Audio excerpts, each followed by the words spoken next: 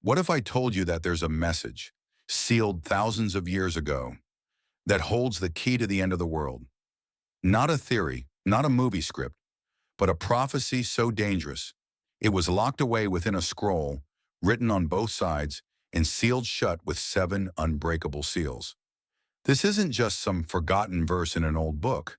This is Revelation, the final warning, the last hidden message, waiting to be unlocked.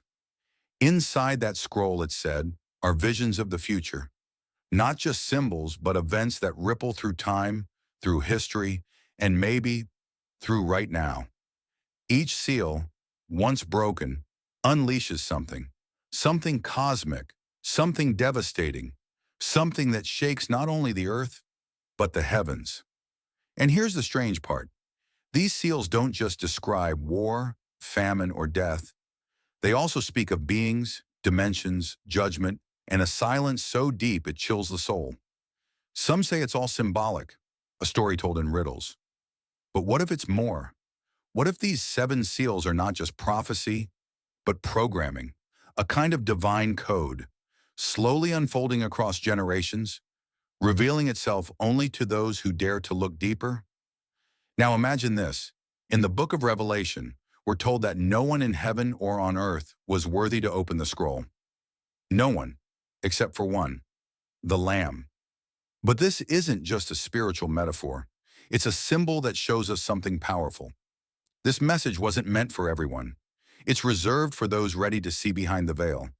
Because here's what they won't tell you. The 7 seals don't just describe the end of time.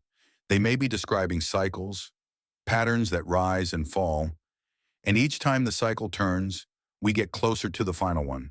First comes conquest, then war, then famine, then death, then a cry for justice, then cosmic destruction, and finally, silence. Not just any silence, but one that comes after the heavens collapse. Now ask yourself, does this sound familiar? Do you feel the world shifting, like something is building behind the scenes? History repeating, systems cracking, truths being revealed faster than they can hide them. That's not a coincidence. Many ancient traditions, not just the Bible, speak of seals, scrolls, gates, and cycles. From the Sumerian tablets to the Egyptian books of the dead to Hermetic warnings, they all point to knowledge that was locked away. And when knowledge is locked, it's because it holds power. The kind of power that can shake reality itself. But here's where it gets even more strange. These seals may not just represent events, they may represent layers of consciousness, levels of awakening, barriers between the human mind and the ultimate truth. Every seal broken isn't just a disaster outside of us, it's a transformation within. That's why the 5th seal isn't about war or famine, it's about a cry for justice. It speaks to the souls of those who were silenced. And the 6th, it describes the sky tearing open, like the fabric of reality is splitting. It's not just destruction, it's revelation. It's the moment when the illusion shatters. And then, the 7th seal, the most mysterious of them all. It doesn't bring fire, it doesn't bring thunder, it brings silence. But why? Why would the final act, the grand conclusion, be total silence? Is it peace? Is it the moment before the next creation? Or is it the space where humanity finally decides what comes next? Because once all the seals are broken, there's no going back.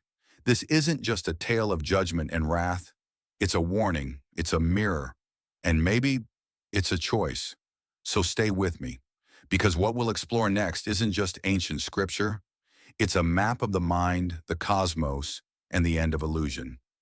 We're going to open each seal, one by one, and by the time we reach the 7th, you'll understand why they were never meant to be opened casually, why they were hidden in plain sight, and why those who tried to decode them were silenced. This is the full story of the 7 seals. Let's go back to the moment that started it all. In Revelation chapter 5, we're told of a strange and powerful vision, a scroll held in the hand of the one who sits on the throne. But this isn't just any scroll. It's sealed, not once, but 7 times. and it's written on both sides, something incredibly rare in ancient times. That detail matters, because in the ancient world, scrolls were usually written on just one side. The backside was left blank. To write on both sides meant the message was urgent, too full, too important to be contained by one layer. It was overflowing. Now imagine this, a scroll packed with words, symbols, maybe even instructions, front to back, and sealed with not one lock, but 7. That tells us something. Whatever's inside was never meant for just anyone. The vision says a strong angel cried out, "Who is worthy to open the scroll and break its seals?" And for a moment, no one answered. Not in heaven, not on earth, not even under the earth. The heavens fell silent, because the scroll was not just a message, it was a cosmic test. And then, the Lamb appeared. Now, whether you see the Lamb as a religious figure or a symbol, one thing is clear. This being had the authority to open what no one else could. But what exactly was sealed inside? Some say it's a prophecy of destruction, a timeline of the end. Others say it's a book of fate, a record of everything humanity has done and everything it must still face. But what if it's something more? What if the scroll is a cosmic contract, a record of not just events, but the rules of the game we're all playing? And what if those seals weren't just locks, but layers, each one hiding the truth behind a wall of symbols, history, and fear? Remember what we covered in the hook. Each seal unleashes something new. Conquest, war, famine, death. But here's what most don't realize. These things don't just happen out of nowhere. They are triggered, unleashed only when the seal is broken. So ask yourself, is this scroll describing the end of time? Or how time ends? Could it be showing us steps in a pattern, a divine code of cause and effect? Because every time a seal breaks in the vision, a new force is released, not all at once, but in a sequence. One leads to the next, just like dominoes. And that scroll, that tightly bound piece of cosmic knowledge, it isn't chaos. It's order hidden inside chaos. It's a message that says, this is how it unfolds. This is how truth is revealed. And this is what humanity must face and survive to reach the other side. Now let's go deeper. What does it mean that only the Lamb could open it? In the text, the Lamb is described as having been slain, a symbol of sacrifice, of purity, of one who passed through death and came back changed. That tells us something important. Whoever or whatever opens this scroll must be beyond fear, beyond ego, willing to face what's inside without running from it. Because once the seals start breaking, there's no going back. This also suggests another layer. The scroll is not just judgment, it's initiation. It's a test that reveals the truth, but only to those ready to handle it. And this is where the idea of coded knowledge comes in. Because throughout history, secret societies, mystery schools, and ancient texts have all talked about hidden knowledge. Sealed books, sacred scrolls, forbidden texts. They weren't just keeping secrets for the fun of it. They believed that too much truth too fast destroys, but revealed slowly through stages, through seals, truth becomes transformation. So what if the 7 seals are not just events on a timeline, but levels of awakening? Each one breaking a deeper illusion, each one showing us what's really behind the curtain. Seal 1 breaks and power shifts. Seal 2 breaks and peace is removed. Seal 3 breaks and the balance of life changes. Seal 4 breaks and death is unleashed. Seal 5 breaks and the cry of the silenced rises. Seal 6 breaks and the sky falls apart. Seal 7. Well, we'll get there. But you see the pattern. Each stage pulls back the veil.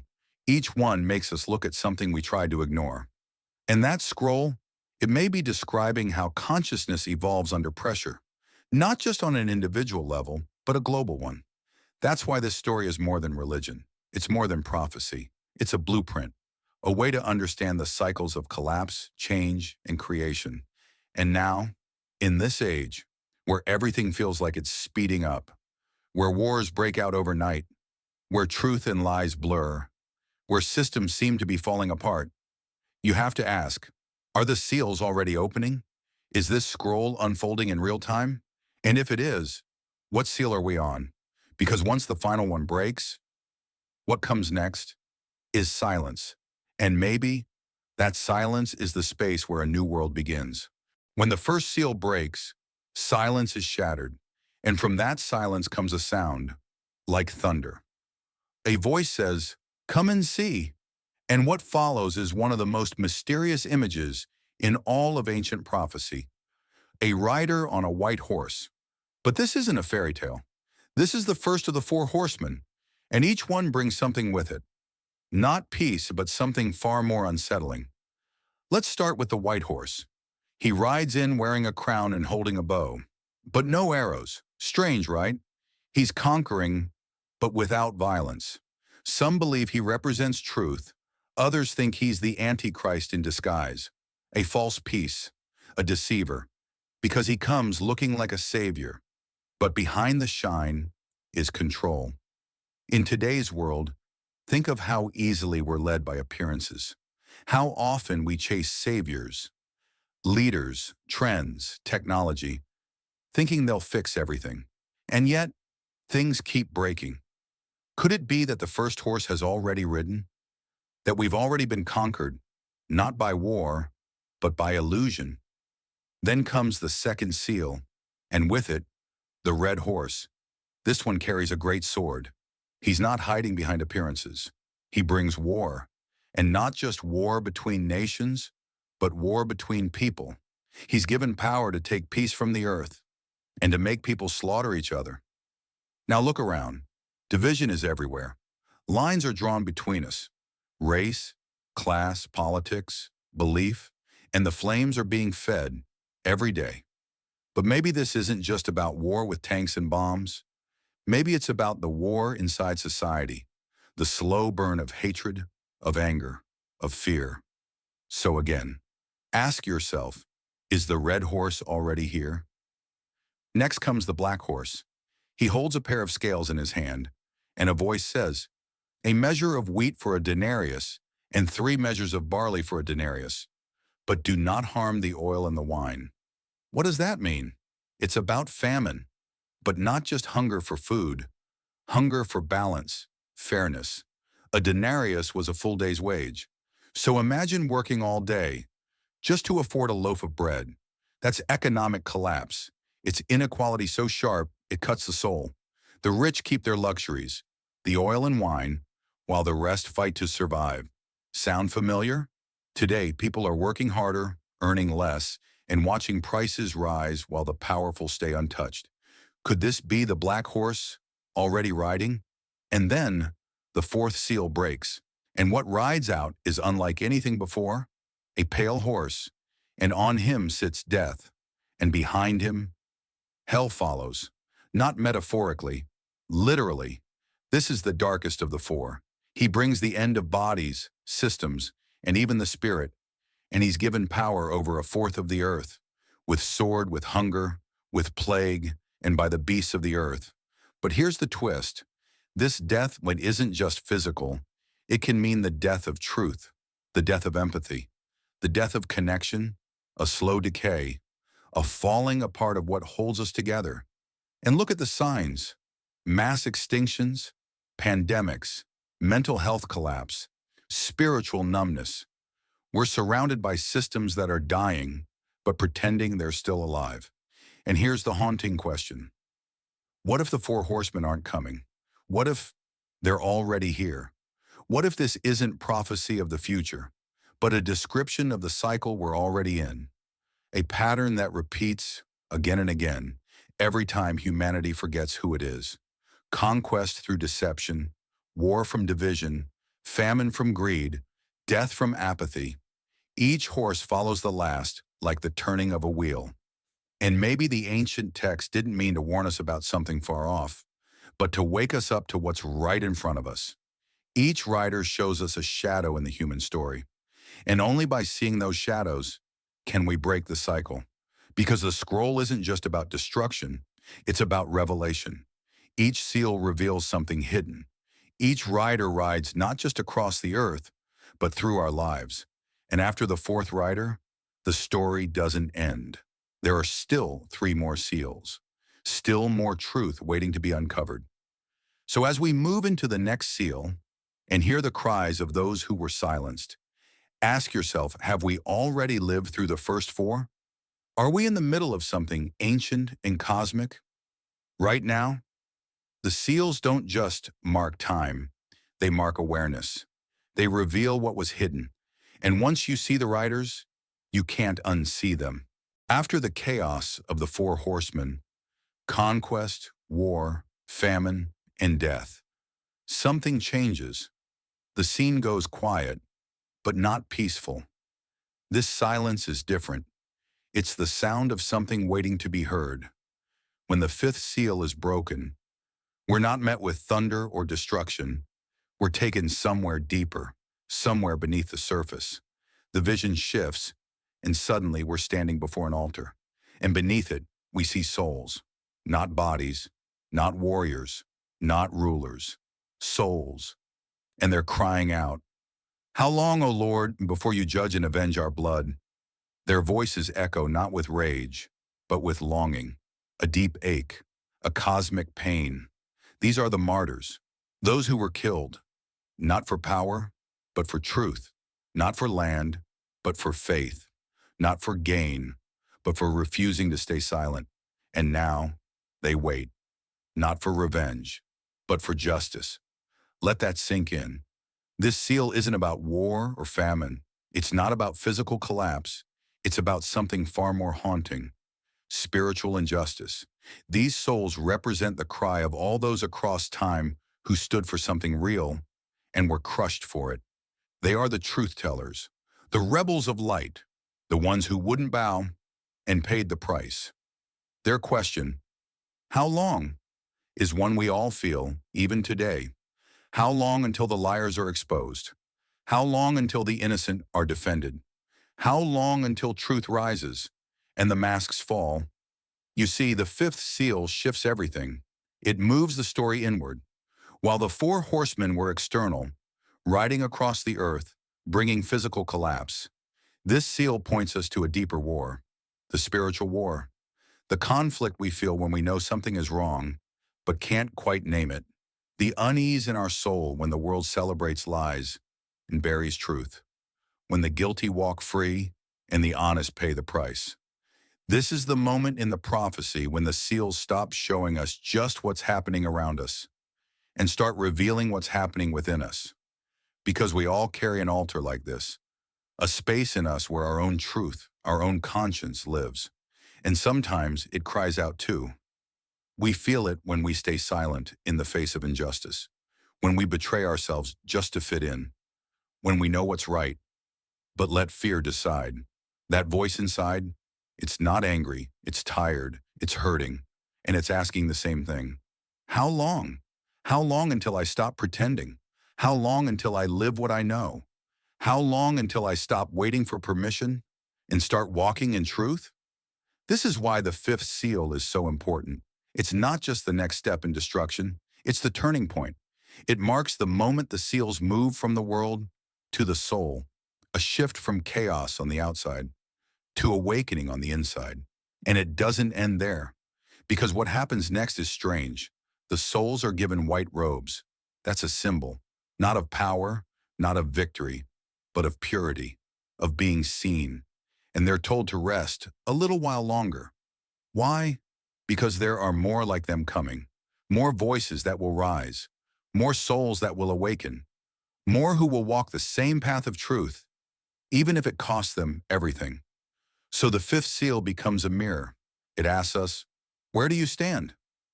Are you one of the riders, spreading illusion, division, or greed? Or are you under the altar, holding truth but paying a price? It's not a comfortable question, but that's the point. This prophecy isn't here to make us feel safe. It's here to wake us up. And that's why the fifth seal is so powerful. Because it doesn't just reveal what's been lost, it reveals what still matters. Truth, justice, awakening. These aren't just spiritual ideas, they are living forces. They shape reality, and they cry out through history, waiting for us to listen. So now we know. The first four seals warned us of what the world becomes when we forget who we are.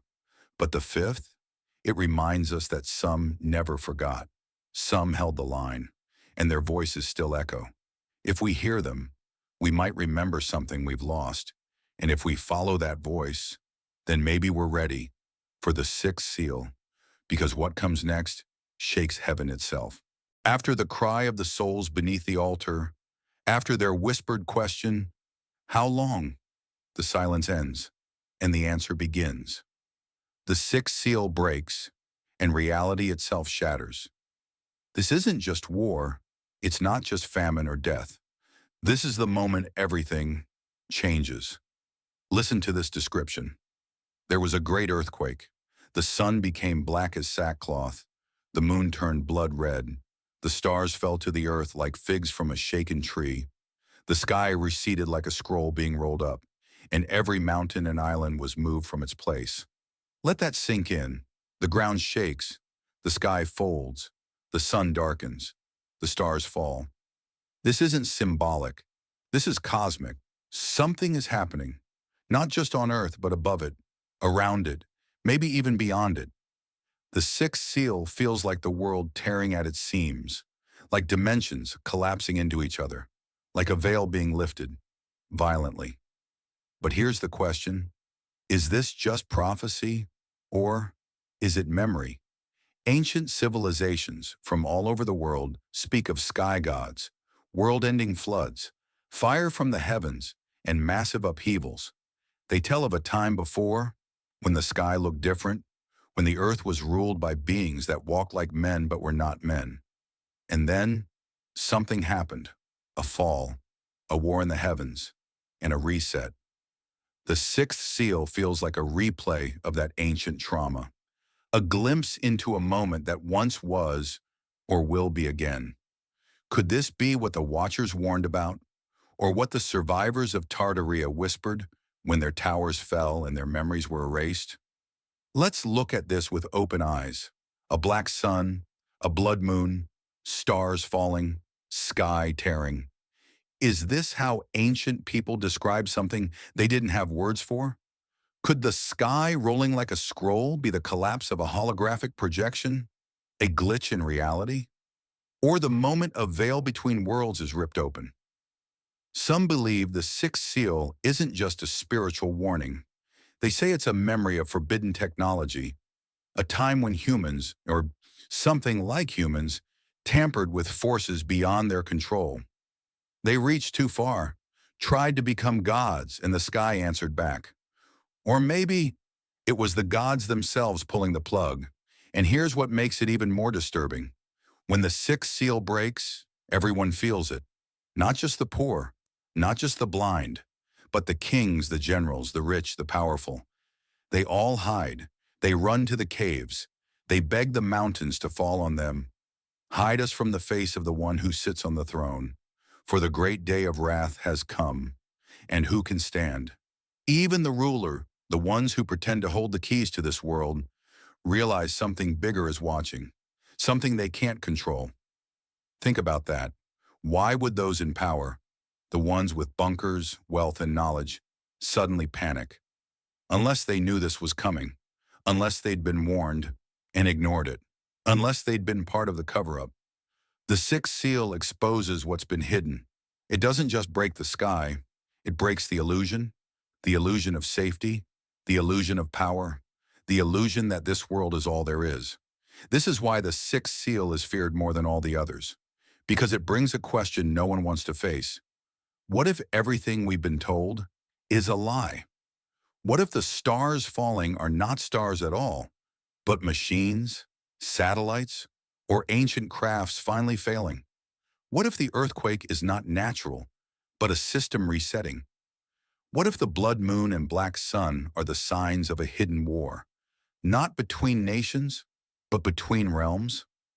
This seal opens the door to every forbidden idea, the secrets beneath Antarctica, the lost civilizations under the sea, the gods that walked among us and may still be watching. And just like the souls beneath the altar in the fifth seal, we too now have a choice.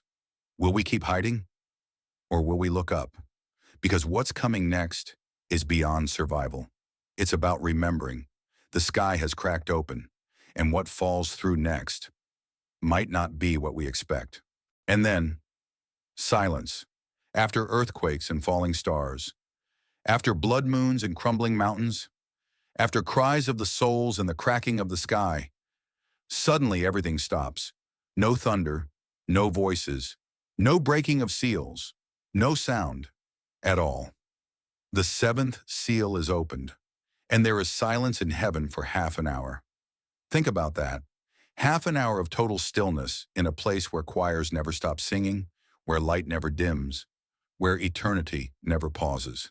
This isn't just silence. It's unnatural. It's the kind of silence that makes your skin crawl.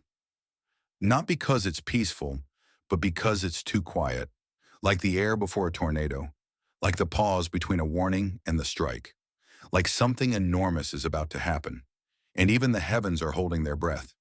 But why? Why would the breaking of the final seal, after all that chaos, lead to silence? Why no explosions, no wrath, no fire, just stillness? Here's the uncomfortable answer. Because this moment is sacred. The seventh seal isn't just about punishment or prophecy. It's about decision. It's the eye of the storm, where humanity has one last chance to choose. Not between life and death, but between illusion and truth. This is the part most people overlook. They study the first six seals. They fear the wars and disasters. But the seventh? They avoid it. Why? Because it's not loud, it's not violent, it's internal. It confronts you with yourself. It doesn't scream at you. It waits. It waits to see if you'll wake up or fall back asleep. And while heaven is silent, something happens. The seven angels prepare their trumpets. One by one, they lift them up. But they don't play, not yet. They're waiting for the silence to end. That silence is the space between endings and beginnings.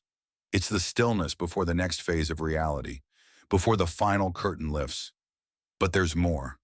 Something strange appears right after the seventh seal opens. A golden censer. An angel stands at the altar, offering incense, the prayers of the people, mixed with fire from the altar of heaven. Then the angel throws it down to the earth, and that's when it starts. Thunder, voices, lightning, earthquakes, but only after the silence. What does that mean? What are these prayers being cast back down? Are they being answered or judged? What if the silence is heaven listening?